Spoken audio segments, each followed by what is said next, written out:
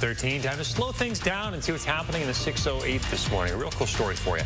So for 75 of its nearly 130 years, the Driver Opera House served as the cultural center of Darlington. My neck of the woods. It's where we find our Josh Bryder this morning, where they're working to restore some of that history. Hey, Josh. Hey guys, good morning. Yeah, if the walls could talk in this place, there's so much history to be found and it's so unique. We're on the upper level right now of the Driver Opera House and there's so much history to be told. And this morning we're lucky enough to be joined by Stan Cravenfield. You are one of the board members. You're also, I'm told, the historian of this place. You know it all. And I tell you what, a lot of the stuff in this room that we're in right now is original. Yes, it was built in 1883. Joseph Driver built it for his sons. It was a dry goods place and he wanted a theater for them. And it's never been changed. So we just started renovation about 6 years ago. We had a DNR grant. The foundation was collapsing and we came in with the grant. Daniel's Construction, they literally lifted the whole building, dug out from underneath it, put new foundation in, and got the downstairs secured. Because this place has been sitting empty for what, over a half century? Yes. Yeah, I think the last event was in the late 50s, and there was a fireman's dance, and the floor started bouncing so much the fire chief shut the building down and said it wasn't safe to use anymore. So what's been kind of the inspiration of getting this place back up and going?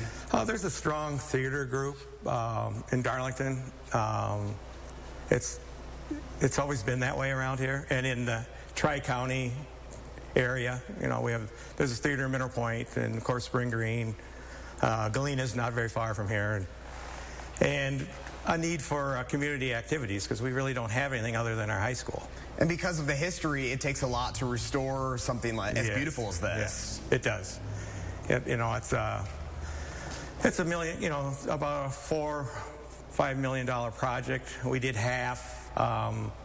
We're trying to clear that construction note and raise more funds to get the second half done. And the second half will be the pretty part. That's getting all this finished off. We were able to insulate it.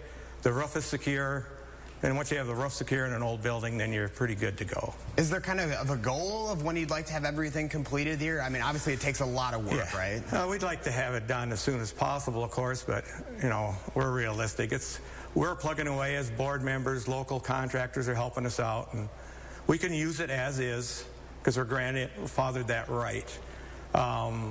Once we complete an elevator and bathrooms up here, then we'd have to have a sprinkler system and it'd have to be complete, and we couldn't use it until it was complete.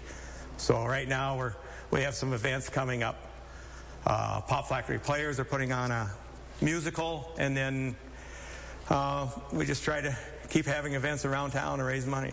Awesome. Well, Stan, we appreciate your time this morning. Of course, guys, we're just getting started. I tell you what, though, look at the history. A lot of the stuff in here is so original and so unique. It's pretty cool to be able to show that off here. And you can even see, like, the framing of the stage, how unique this is for the time, and the fact that they're able to restore this back from the 1800s is pretty unique. And coming up here in our next half hour, we're going to be kind of giving you a little bit more of a tour of the building. We're going to be taking you down to the first level where they've actually finished a lot of that off, and there's a lot of businesses that have opened up in that bottom space. There's a hotel here, so a lot of stuff to look forward to coming up here later on in the show. Wow. Yeah, Josh, I'm a sucker for original detailed woodwork like that. Really cool to see. Thanks for showing us.